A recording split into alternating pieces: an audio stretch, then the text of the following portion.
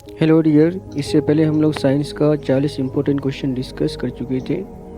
तो आज हम लोग डिस्कस करेंगे। तो आज क्वेश्चन नंबर 41 से 80 तक किया जाएगा।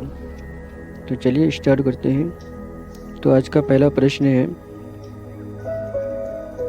Question number 41। ओजोन का आणविक सूत्र है।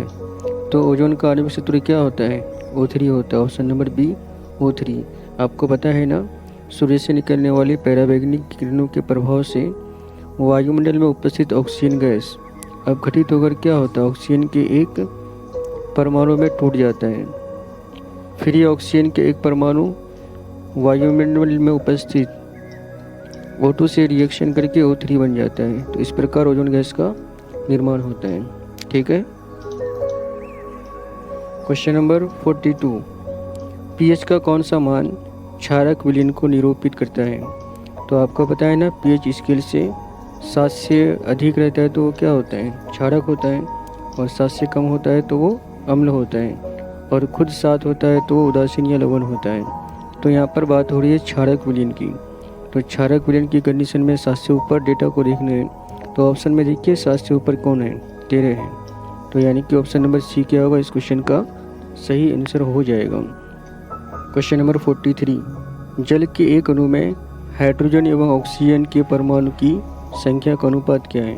तो यहाँ पर जल में एक अणु में हाइड्रोजन और ऑक्सीजन के परमाणु की संख्या का अनुपात पूछा है। ध्यान दीजिएगा, यहाँ पर परमाणु की संख्या का अनुपात पूछा है। तो आपको पता है ना, जल का सूत्र क्या होता है? H2O।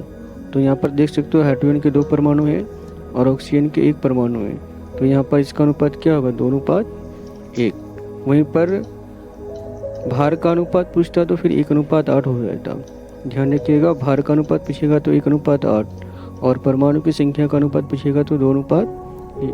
तो इसलिए इस प्रश्न का आंसर होगा option number B, 2:1। Question number 44। निम्नलिखित संकेतों द्वारा व्यक्त तत्व में कौन सा धातु है? तो आपको पता है ना, धातु में कौन सा गुण होता है? धातु में इलेक्ट्रॉन त्याग करने का गुण होता है। ध्यान रखिएगा। और जो इलेक्ट्रॉन को ग्रहण करता है वो अधातु होता है। तो यहाँ पर हम ये चेक करेंगे कि कौन इलेक्ट्रॉन त्याग कर रहा है। इसके लिए इलेक्ट्रॉनिक विन्यास परमाणु संख्या पर आधारित होता है। तो यहाँ पर नीचे वाली जो संख्या वो परमाणु संख्या है और ऊपर जो है वो द्रव्यमान संख्या है। तो सबसे पहले हम लोग ऑप्शन नंबर ए चेक करेंगे। ठीक है। ऑप्शन नंबर ए में यहाँ पर क्या है? ए का परमाणु संख्या कितना है? 9। तो इसका इलेक्ट्रॉनिक विन्यास करेंगे तो के सेल में 2 इलेक्ट्रॉन और एल सेल में 7 इलेक्ट्रॉन। तो यहाँ पर देख सकते हो अष्टक पूरा करने तो ग्रहण करना पड़ रहा है। इसका मतलब ऑप्शन नंबर ए क्या है? अधातु है। ऑप्शन नंबर बी को चेक करेंगे। ऑप्शन नंबर बी में यहाँ पर क्या है? परमाणु संख्या कितना है? 12 दिया हुआ है। तो 12 यहाँ पर। तो के सेल में कितना इलेक्ट्रॉन? 2 इलेक्ट्रॉन। एल सेल में अधिकतम 8 इलेक्ट्रॉन और एम सेल में कितना इलेक्ट्रॉन हो जाएगा? 2 इलेक्ट्रॉन हो जाएगा, है ना। तो यहाँ पर देख सकते हो बाह्यतम सेल में 2 इलेक्ट्रॉन है। इसका मतलब 2 इलेक्ट्रॉन क्या करेगा? वो अष्टक पूरा करने के लिए त्याग करेगा। तो देखिए यहाँ पर त्याग कर रहा है। इसका मतलब यहाँ पर बी क्या है? B12 24। यानी कि यहाँ पर बी में जो रखा हुआ ऑप्शन है वो क्या है? धातु है, क्योंकि धातु में ही इलेक्ट्रॉन त्याग करने का गुण होता है। इसलिए इस प्रश्न का आंसर होगा ऑप्शन नंबर बी। चलिए क्वेश्चन नंबर 45। अम्लीय ऑक्साइड के विलयन का पीएच मान क्या होगा? तो आपको पता है ना, अम्लीय ऑक्साइड यानी कि अम्ल की बात हो रहा है। तो अम्लीय ऑक्साइड का पीएच वैल्यू क्या होगा? 7 से कम होगा, है ना। तो 7 से कम होगा। तो यहाँ पर ऑप्शन देखिए 7 से कम कौन है? 4 है। तो इसलिए इस प्रश्न का आंसर होगा option number D. Question number 46। सबसे कठोर प्राकृतिक पदार्थ हैं। तो सबसे कठोर प्राकृतिक पदार्थ यहाँ पर कौन होगा? हीरा होगा। Option number C. Question number 47। Silver iodide का रंग कैसा होता है? तो सिल्वर बोले तो चांदी, सफ़ेद होता है ना। तो सिल्वर आयोडाइड का रंग क्या होगा? सफ़ेद, यानी कि श्वेत होगा। वहीं पर अगर पूछा जाता लेड आयोडाइड का रंग कैसा होगा, तो फिर लेड आयोडाइड क्वेश्चन रहता तो उसका रंग पीला होता है। तो फिर ऐसी कंडीशन में ऑप्शन नंबर बी हो जाता। तो फिलहाल यहाँ पर सिल्वर आयोडाइड पूछा है, तो सिल्वर आयोडाइड का रंग सफ़ेद होता है। ठीक है। और एक्स्ट्रा में याद रखना लेड आयोडाइड का रंग पीला होता है। चलिए क्वेश्चन नंबर 48, श्वसन किस प्रकार की रासायनिक अभिक्रिया है? तो क्योंकि श्वसन प्रक्रिया में क्या होता है, ऊष्मा का उत्सर्जन होता है, तो जिस रासायनिक अभिक्रिया में ऊष्मा का उत्सर्जन होता है उसे क्या कहते हैं, ऊष्मा क्षेपी कहते हैं। तो इसलिए इस प्रश्न का आंसर होगा ऑप्शन नंबर बी, ऊष्मा क्षेपी। क्वेश्चन नंबर 49, पौधों में जनन अंग कहाँ पाए जाते हैं? तो पौधों में जनन अंग कहाँ पाए जाते हैं, पुष्प में पाए जाते हैं, यानी फूल में। ऑप्शन नंबर बी, पुष्प में। क्वेश्चन नंबर 50, मस्तिष्क का कौन सा भाग शरीर की स्थिति तथा संतुलन का अनुरक्षण करता है? तो आपको पता है ना, मस्तिष्क को 3 भागों में बांटा गया है, अग्र मस्तिष्क, मध्य मस्तिष्क और पश्चिम मस्तिष्क। शरीर की स्थिति या संतुलन का अनुरक्षण कौन करता है? अनुमस्तिष्क करता है, यानी कि सेरिबेलम। ठीक है, सेरिबेलम का ही दूसरा नाम होता है अनुमस्तिष्क, और सेरिबेलम का दूसरा नाम होता है परमस्तिष्क। ठीक है, तो बुद्धि और चतुराई का केंद्र क्या है? तो इसका जवाब कमेंट बॉक्स में बताइए। उसी तरह से मस्तिष्क का सबसे बड़ा भाग कौन सा होता है, ये भी आप कमेंट बॉक्स में ही बताना है। ठीक है, चलिए क्वेश्चन नंबर 51, किसी पौधे में रंध्र अनुपस्थित रहता है? तो किस पौधे में रंध्र अनुपस्थित रहता है? तो इसका सही जवाब होगा हाइड्रीला। हाइड्रीला के पौधे में रंध्र अनुपस्थित रहता है। क्वेश्चन नंबर 52, BS4 का संबंध है? तो BS4 का संबंध किससे है? वायु प्रदूषण से। ऑप्शन नंबर सी, वायु प्रदूषण। क्वेश्चन नंबर 53, रक्त में ऑक्सीजन का वाहक होता है? तो आपको पता है ना, बायोलॉजी में रक्त में ऑक्सीजन को कैरी करके कौन ले जाता है कोशिका तक? हीमोग्लोबिन। हीमोग्लोबिन करता है जो फेफड़ा से ऑक्सीजन को कैरी करता है और शरीर के सभी कोशिकाओं तक ले जाने का कार्य करता है। किस रूप में? ऑक्सी हीमोग्लोबिन के रूप में, बताया है ना। और उसी तरह से जब ग्लूकोज का ऑक्सीकरण होता है तो उत्पन्न CO2 को फिर ये हीमोग्लोबिन कैरी करता है और वापस फेफड़े तक लेके आता है। तो वापस फेफड़े तक किस रूप में लाता है? फिर कार्बो ऑक्सी हीमोग्लोबिन के रूप में। ठीक है, ध्यान रखिएगा ऐसे फैक्ट्स। क्वेश्चन नंबर 54, निम्नलिखित में किसे बर्थ हार्मोन कहा जाता है? तो इसका सही जवाब है ऑक्सीटोसिन हार्मोन। यानी कि जब नॉर्मल डिलीवरी होती है तो उस कंडीशन में, उस स्थिति में ऑक्सीटोसिन हार्मोन स्रावित होता है जो इसको नॉर्मल डिलीवरी करने में हेल्प करता है। और ऑक्सीटोसिन की कमी में नॉर्मल डिलीवरी नहीं होता है, फिर ऐसी कंडीशन में ऑपरेशन करना पड़ता है। तो ये सभी बातें ध्यान रखिएगा। चलिए क्वेश्चन नंबर 55, बीज किससे विकसित होता है? बीजाणु से। ऑप्शन नंबर डी, बीजाणु से। क्वेश्चन नंबर 56, ग्रहणी भाग हैं? तो आपको बताया है ना, छोटी आंत को 3 भागों में बांटा गया है, ग्रहणी, जेजुनम और इलियम। तो बिल्कुल आपको जवाब मिल चुका है, क्या होगा? छोटी आंत का भाग है। क्वेश्चन नंबर 57, तालाब किस प्रकार का पारिस्थितिक तंत्र है? तो किस प्रकार का पारिस्थितिक तंत्र है? नदी, तालाब, ये सब प्राकृतिक पारिस्थितिक तंत्र है। तो ऑप्शन नंबर बी सही जवाब है। क्वेश्चन नंबर 58, निम्न में कौन पारिस्थितिक तंत्र में अधिकतम संख्या में मौजूद होता है? तो निम्न में कौन पारिस्थितिक तंत्र में अधिकतम संख्या में मौजूद होता है? उत्पादक, यानी कि पेड़ पौधे। ऑप्शन नंबर ए सही जवाब है। याद रखना, पारिस्थितिक तंत्र में अधिकतम संख्या में उत्पादक मौजूद हैं। क्वेश्चन नंबर, उत्पत्ति के पहले पृथ्वी पर निम्नलिखित में क्या नहीं था? तो बिल्कुल जीवों की उत्पत्ति के पहले पृथ्वी पर ऑक्सीजन मौजूद नहीं था। ऑप्शन नंबर सी सही जवाब है। क्वेश्चन नंबर 60, भारत में उत्पादित प्रत्यावर्ती विद्युत धारा की आवृत्ति है? तो भारत में की आवृत्ति कितनी है? 50 हर्ट्ज है। Option number D 50 hertz. और 220 वोल्ट, 50 हर्ट्ज और 220 वोल्ट, तो 220 वोल्ट भी याद रखना। क्वेश्चन नंबर 61, एक माइक्रो एम्पियर विद्युत धारा है 10⁻⁻⁶ और नैनो का मतलब होता है 10⁻⁻⁹। ये सब 9 क्लास में भी पढ़ाए हैं। तो यहाँ पर माइक्रो की बात हो रहा है, तो माइक्रो एम्पियर विद्युत धारा का वैल्यू क्या होगा? 10⁻⁻⁶। Option number B. यहाँ पर 9 एम्पियर पूछे तो फिर क्या हो जाता, 10⁻⁻9 एम्पियर। ठीक है, ध्यान रखिएगा। क्वेश्चन नंबर 62, नरोड़ा नाभिक के विद्युत संयंत्र किस राज्य में स्थित है? बहुत अच्छे से पढ़ा है, उत्तर प्रदेश में है। तो नरोड़ा नाभिक के विद्युत संयंत्र उत्तर प्रदेश में है। क्वेश्चन नंबर 63, स्पेक्ट्रम प्राप्त करने के लिए इसका उपयोग होता है। तो आपको पता है ना, स्पेक्ट्रम मतलब वर्णपट, यानी कि 7 रंगों की क्या होती है, एक रंगीन पट्टी होती है। तो 7 रंगों को विभाजित करने का काम कौन करता है? प्रिज्म करता है। इसलिए इस प्रश्न का आंसर होगा option number C, prism. Question number 64, उत्तल लेंस द्वारा आवर्धित काल्पनिक प्रतिबिंब तब बनता है जब वस्तु रहता है। तो वैसे तो उत्तल लेंस हमेशा वास्तविक प्रतिबिंब बनाता है, लेकिन एक कंडीशन पर क्या होता है, आभासी प्रतिबिंब बनाता है। ठीक है, चलो देख लेते हैं थोड़ा सा। मान गए ये उत्तल लेंस है और ये क्या है, प्रकाश बिंदु है, और ये अपना C1 C2 है, और ये F1 और ये F2 है। तो एक कंडीशन पर क्या होता है, आभासी प्रतिबिंब बनता है। कब? जब वस्तु लेंस और फोकस बिंदु के बीच, यानी कि यहाँ पर ये लेंस हुआ, लेंस और ये फोकस बिंदु हुआ, इसके बीच जब वस्तु रहती है तो ऐसी कंडीशन में प्रतिबिंब क्या बनता है, आभासी बनता है। ठीक है,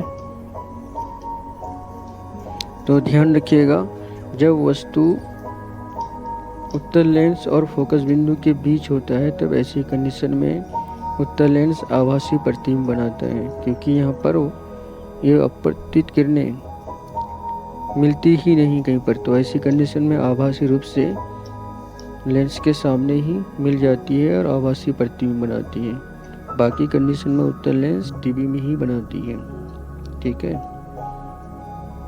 क्वेश्चन नंबर 65, तो इसका आंसर क्या होगा? क्वेश्चन नंबर 64 का आंसर क्या होगा? फोकस और लेंस के बीच, फोकस और लेंस के बीच, option number B. Question number 65, आवर्त सारणी के प्रथम आवर्त में तत्वों की संख्या है। तो आवर्त सारणी के प्रथम आवर्त में कितने तत्व हैं? चलिए यहाँ पर देखिए, ये क्या है, आवर्त सारणी है। तो आपको पता है ना, आवर्त इसको बोलते हैं, यानी कि जो पंक्ति के रूप में रहता है। तो देखो ये पहला आवर्त है, इसमें एक तत्व हाइड्रोजन है और सीधा दूसरा तत्व कौन है, हीलियम है। इसका मतलब पहले आवर्त में केवल 2 तत्व हैं। इसी तरह से दूसरा आवर्त में देखिए कितने तत्व हैं, 1 हुआ, 2 हुआ, उसके बाद 3, 4, 5, 6, 7, 8। तो अगर दूसरे आवर्त में पूछता तो फिर क्या हो जाता, 8 हो जाता। इसी तरह से तीसरे आवर्त में देखिए 1, 2, फिर 3, 4, 5, 6, 7, 8। तो दूसरा और तीसरे आवर्त में तत्वों की संख्या 8 है, लेकिन पहले आवर्त में तत्वों की संख्या कितना है, 2 है, एक हाइड्रोजन और दूसरा हीलियम।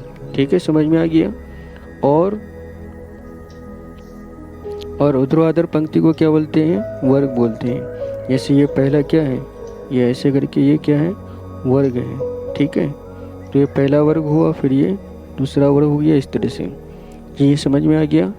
तो पहले आवर्त में तत्वों की संख्या 2 है, कौन कौन, तो हाइड्रोजन और हीलियम। और दूसरा और तीसरा आवर्त में तत्वों की संख्या कितना है, 8 है। बाकी देख लेना थोड़ा सा ध्यान से। तो इसलिए इस प्रश्न का आंसर होगा option number A, 2। Question number 66, निम्नलिखित में किससे इलेक्ट्रॉन को बाहर निकालना सबसे आसान है? तो इस प्रश्न का आंसर होगा ऑप्शन नंबर ए, एम से। ठीक है, चलिए क्वेश्चन नंबर 67। क्वेश्चन नंबर 67 क्या कह रहा है यहाँ पर, द्वितीय आवर्त में तत्वों के लिए कौन सा सेल बाह्यतम सेल है? तो आपको पता है ना कि द्वितीय आवर्त अगर है, आवर्त की संख्या 2 है, तो इसका मतलब उसमें जितने भी तत्व होंगे उसमें सेलों की संख्या कितनी होगी, 2 होगी। ठीक है, देखिए जैसे यहाँ पर दूसरे आवर्त में कौन कौन है, लिथियम है ना। दूसरे आवर्त में कौन कौन है, तो दूसरे आवर्त में कौन है यहाँ पर, ये दूसरा आवर्त हुआ, तो लिथियम है, बेरिलियम है, उसके बाद बोरॉन, कार्बन है ना, नाइट्रोजन, ऑक्सीजन, फ्लोरीन, नियोन। तो यहाँ पर जितने भी हम तत्व टिक कराएं उसमें से किसी का भी आप इलेक्ट्रॉनिक विन्यास निकालिएगा तो उसमें आपको 2 ही सेल मिलेंगे। जैसे मैं किसी को भी एक उठा लेता हूँ, मैं लिथियम को उठा लेता हूँ, लिथियम का परमाणु संख्या कितना होता है? ठीक बताए ना, एच ही ली तीसरा नंबर पे आता है ना, तो 3। तो अब 3 परमाणु संख्या है, तो के सेल में कितने इलेक्ट्रॉन होंगे? 2, और एल सेल में 1। देखो यहाँ पर 2 ही सेल दिख रहे हैं, के सेल और एल सेल। इसी तरह से आप कार्बन को उठा लीजिए, कार्बन का परमाणु संख्या कितना होता है? 6 होता है ना। तो इसका इलेक्ट्रॉन विन्यास कीजिएगा तो के सेल में कितने इलेक्ट्रॉन होंगे? 2, और एल सेल में 4। तो बिल्कुल यहाँ पर भी आपको 2 ही सेल नजर आ रहे हैं। तो कहने का मतलब द्वितीय आवर्त में उपस्थित कोई भी तत्व को उठाइएगा तो उसमें आपको 2 ही सेल मिलेंगे। तो 2 सेल मिलने का मतलब पहला सेल क्या हुआ और दूसरा सेल क्या हुआ? एल सेल हुआ। तो बाह्यतम सेल कौन हुआ? एल सेल हुआ। समझ में आया कि नहीं आया? चलो और एक निकाल लेते हैं, ऑक्सीजन का यहाँ पर उठा लेते हैं। ऑक्सीजन का परमाणु संख्या कितना होता है? 8 होता है। तो के सेल में कितने इलेक्ट्रॉन? अधिकतम 2 इलेक्ट्रॉन। तो बचा क्या? एल सेल में 6 इलेक्ट्रॉन। तो देखो यहाँ पर इससे आगे और बढ़ेगा ही नहीं, तो इसमें भी 2 सेल हैं। तो 2 सेल में बाह्यतम सेल कौन हुआ? पहला सेल तो के हुआ, तो दूसरा सेल एल, यही क्या है? बाह्यतम सेल है। तो आपको जवाब अच्छा से समझ में आ गया होगा। तो इसलिए इस प्रश्न का आंसर क्या होगा? L cell. Option number B, option number B L cell है ना। उसी तरह से तृतीय आवर्त में तत्वों के लिए कौन सा सेल बाह्यतम होता? अगर ये क्वेश्चन आता तो फिर तृतीय आवर्त, इसका मतलब 3 सेल होंगे। तो पहला सेल क्या हो जाएगा, दूसरा सेल एल, और तीसरा सेल क्या हो जाएगा? एम। तो उस कंडीशन में बाह्यतम सेल क्या हो जाता? एम हो जाता। ठीक है, ये भी ध्यान रखिएगा। क्वेश्चन नंबर 68, क्वेश्चन नंबर 68 क्या कह रहा है? संतृप्त हाइड्रोकार्बन श्रेणी के सदस्यों को कहा जाता है। तो संतृप्त हाइड्रोकार्बन श्रेणी के सदस्यों को क्या कहा जाता है? याद कीजिए आप। चलिए, आपको क्लास में पढ़ाए हैं हाइड्रोकार्बन 2 प्रकार के होते हैं, संतृप्त हाइड्रोकार्बन और असंतृप्त हाइड्रोकार्बन। फिर संतृप्त हाइड्रोकार्बन में क्या आता है? एल्केन आता है, और असंतृप्त हाइड्रोकार्बन में एल्कीन और एल्काइन आते हैं। और ये भी बताए हैं एल्केन में क्या होता है? सिंगल बॉन्ड, एल्कीन में डबल बॉन्ड, और एल्काइन में ट्रिपल बॉन्ड। ठीक है, कार्बन के साथ। तो क्वेश्चन यहाँ पर क्या पूछा है? क्वेश्चन यहाँ पर पूछा संतृप्त हाइड्रोकार्बन श्रेणी के सदस्यों को कहा जाता है। तो क्या कहा जाता है? एल्केन कहा जाता है ना। Option number C alkane. और एल्केन का सामान्य सूत्र क्या होता है? CnH2n+2, और एल्कीन का CnH2n, और एल्काइन का CnH2n-2। तो ये सभी फैक्ट भी ध्यान रखना है। चलिए, क्वेश्चन नंबर 69, मेंडेलिव द्वारा छोड़े गए आवर्त सारणी के रिक्त स्थानों में बाद में निम्नलिखित में कौन से तत्व स्थापित किए गए? तो यहाँ पर बताइए क्या होगा इसका आंसर। यहाँ पर ऑप्शन नंबर ए में है गैलियम। तो बिल्कुल यहाँ पर ए होना चाहिए, 69 का ए, गैलियम सही जवाब हो जाएगा, है ना। तो एक्चुअल में 3 तत्वों को छोड़ा गया था, गैलियम, सीजियम और स्कैंडियम। तो यहाँ पर ऑप्शन में गैलियम ही हो सकता है परीक्षा में सीजियम भी दे या स्कैंडियम दिए। तो तीनों नाम को याद रखने की ज़रूरत है।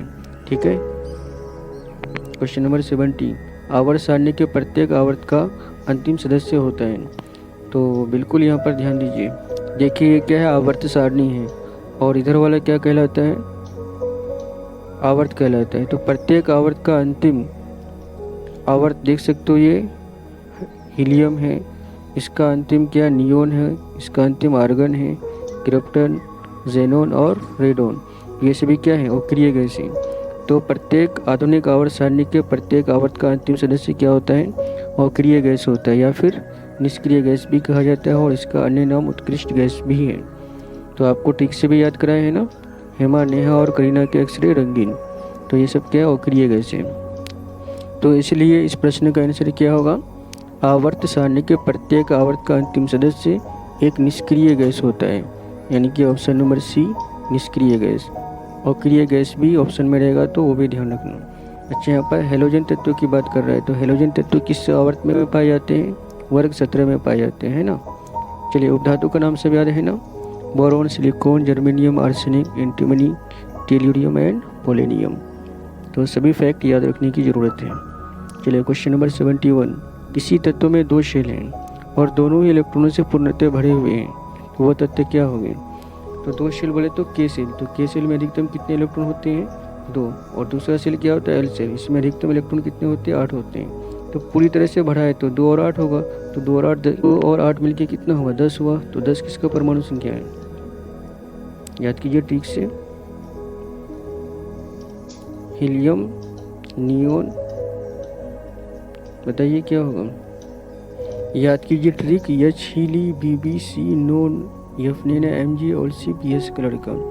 तो एच 1 नंबर पे आता है, हीलियम 2 नंबर पे आता है, लिथियम ली से लिथियम 3 नंबर पे आता है। उसके बाद बेरिलियम, बोरॉन, तो बोरॉन 5 नंबर पे आता है, कार्बन 6 नंबर पर, BBC नो में नाइट्रोजन 7 नंबर पर आता है, ओ में ऑक्सीजन 8 नंबर पर आता है। तो नो एफ फ्लोरीन 9 नंबर पर आता है, एफ ने से नियोन, तो नियोन 10 नंबर पर आता है। इसलिए इस प्रश्न का आंसर होगा ऑप्शन नंबर ए नियोन। ठीक है, समझ में आ गया। 2 सेल पूर्णतः भरा है, तो के सेल में 2 इलेक्ट्रॉन अधिकतम और एल सेल में अधिकतम 8 इलेक्ट्रॉन। तो 2 और 8 कितना हुआ 10, इसका मतलब परमाणु संख्या कितना है 10 है। तो परमाणु संख्या 10 किसका होता है, नियोन का होता है। ठीक है, चलो आर्गन का 18 होता है, क्लोरीन का 17 होता है और सोडियम का 11 होता है। तो यहाँ पर 10 की बात हो रहा है, इसलिए नियोन होगा। चलिए क्वेश्चन नंबर 72, निम्नलिखित में कौन सबसे अधिक क्रियाशील हैलोजन है। तो हैलोजन तत्वों का नाम याद है ना, हैलोजन किसे कहते हैं, वैसा तत्व जो धातु से रिएक्शन करके हमेशा क्या बनाता है, लवण बनाता है। तो फ्लोरीन, क्लोरीन, ब्रोमीन, आयोडीन, ये सब क्या है, हैलोजन तत्व है, जो वर्ग 17 में रखा गया है। तो यहाँ पर सबसे अधिक क्रियाशील हैलोजन का नाम बताना है, बताइए क्या हो सकता है। तो इस प्रश्न का आंसर होगा option number A fluorine. Fluorine क्या सबसे अधिक क्रियाशील हैलोजन है, याद रहेगा ना। सबसे अधिक क्रियाशील हैलोजन तत्व का नाम क्या है, फ्लोरीन है। Okay, question number 73, corpus luteum से स्रावित हार्मोन है। तो कॉर्पस ल्यूटियम से कौन सा हार्मोन स्रावित होता है, प्रोजेस्टेरोन। कौन सा हार्मोन स्रावित होता है, प्रोजेस्टेरोन, यानी कि ये स्त्री हार्मोन है। ठीक है, बताइए तो पुरुष हार्मोन किसे कहा जाता है, मतलब किस हार्मोन को पुरुष हार्मोन कहा जाता है, ये आप अपने बॉक्स में इसका जवाब बताइए। क्वेश्चन नंबर 74, पारिस्थितिक तंत्र में ऊर्जा का स्रोत है। तो ऊर्जा का प्रमुख स्रोत क्या है, सूर्य है। तो यहाँ पर सूर्य प्रकाश दिख रहा है, इसलिए ऑप्शन नंबर बी सही जवाब हो जाएगा। क्वेश्चन नंबर 75, मानव का उद्भव स्थान है। तो मानव का उद्भव स्थान क्या होगा, अफ्रीका होना चाहिए, है ना। क्वेश्चन नंबर 75 का सी, अफ्रीका। क्वेश्चन नंबर 76, निम्नलिखित में कौन लैंगिक जनन संचारित रोग है। तो लैंगिक जनन संचारित रोग कौन है, बिल्कुल सुजाक और एड्स, ये क्या है, लैंगिक जनन संचारित रोग है। इसलिए इस प्रश्न का आंसर होगा ऑप्शन नंबर डी, बी और सी दोनों। क्वेश्चन नंबर 77, मानव गुर्दे का आकार होता है। तो आपको पता है ना, मानव गुर्दे बोले तो वृक्क जिसको बोलते हैं, किडनी, तो उसका आकार सेम के बीच के आकार का होता है। चलिए कमेंट बॉक्स में बताइए इसका लंबाई, चौड़ाई और मोटाई, यानी कि वृक्क की लंबाई, चौड़ाई और मोटाई क्या क्या होता है, हमने आपको पढ़ाया है, तो कमेंट बॉक्स में बताने का प्रयास कीजिए। क्वेश्चन नंबर 78, किशोर अवस्था में होने वाले शारीरिक परिवर्तन का कारण है। तो यहाँ पर ध्यान दीजिए, कॉमनली बोला है किशोर अवस्था, यहाँ पर किशोर बालक या बालिका मेंशन नहीं किया है। तो यहाँ पर इस कंडीशन में दोनों को शामिल करना पड़ेगा।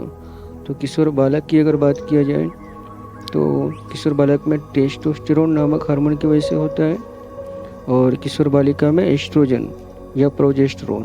तो इसलिए इस प्रश्न का आंसर होगा ए और बी दोनों, यानी कि option number D. Question number 79, यौन परिपक्वता की अवधि को कहते हैं। तो यौन परिपक्वता की अवधि को क्या कहते हैं, यौन आरंभ कहते हैं। ऑप्शन नंबर बी, यौन आरंभ।